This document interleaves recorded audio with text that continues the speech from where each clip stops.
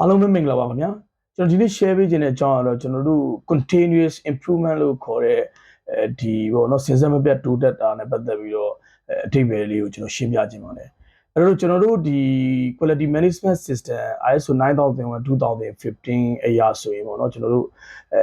requirement number 10.3 မှာဆိုရင်ဒီ continuous improvement နဲ့ပတ်သက်ပြီးတော့ requirement number တစ်ခုပေါ့နော်အဲ့တော့ဒီမှာကျွန်တော်တို့ဒီ definition အရာဖွင့်ဆိုထားတာဆိုရင်ကျွန်တော်တို့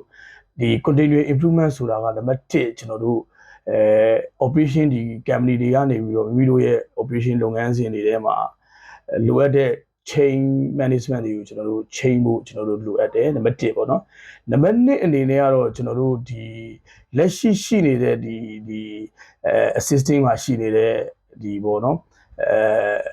risk management လုပ်ရမယ်ပြီးကျွန်တော်တို့ဒီ KPI analysis တွေလုပ်ရမယ်ပြီးရင်ကျွန်တော်တို့ဒီ production ကထုတ်လုပ်လိုက်တဲ့ကျွန်တော်တို့မကိုက်ညီမှုမှန်သမျှပေါ့နော်ကျွန်တော်တို့ warehousing တွေမှာလည်းမကိုက်ညီမှုမှန်သမျှ customer complaint တွေမှန်သမျှဒါတွေနဲ့ပတ်သက်ပြီးတော့ကျွန်တော်တို့အဖြေရှာပြီးတော့ရှင်းလင်းနိုင်တဲ့ solution မျိုး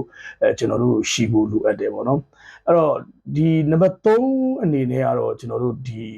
management system ကိုကျွန်တော်တို့တကယ်ကို effective ဖြစ်နဲ့ efficiency ဖြစ်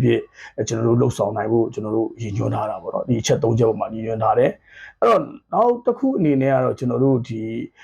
quality management system အရာပေါ့နော်ကျွန်တော်တို့အဓိက3 area ပေါ့နော်3 area 3ခုပေါ့နော်နံပါတ်1ကကျွန်တော်တို့ process approach တွေအကောင်းဆုံးလုပ်ဆောင်ဖို့လိုတယ်အဲ့တော့ကျွန်တော်တို့ process တွေအတိုင်းမှာအကောင်းဆုံးလုပ်ဖို့လိုလို့နံပါတ်2ကတော့ကျွန်တော်တို့ရဲ့ product ပေါ့နော် quality ကောင်းဖို့လိုတယ်နံပါတ်3ကတော့ကျွန်တော်တို့ service တွေအကောင်းဖို့လိုတယ်ပေါ့နော်အဲ့တော့ဒါတွေကိုကျွန်တော်တို့ကအကောင်းဆုံးလုပ်ဆောင်ပြီးတော့ရှိနေတဲ့ customer complaint တွေမကိုက်ညီမှု non conformity တွေဒါတွေအကုန်လုံးကိုကျွန်တော်တို့ကအကောင်းဆုံးဒီ better ပေါ့နော် chain better ကျွန်တော်တို့လှုပ်ဆောင်နိုင်မယ်ဆိုရင်ဒါတွေကကျွန်တော်တို့ရဲ့ဒီ company ရပ်တည်နိုင်ဖို့အတွက်continuous improvement ဖြစ်ပါတယ်အားလုံးကျေးဇူးတင်ပါတယ်ခင်ဗျာ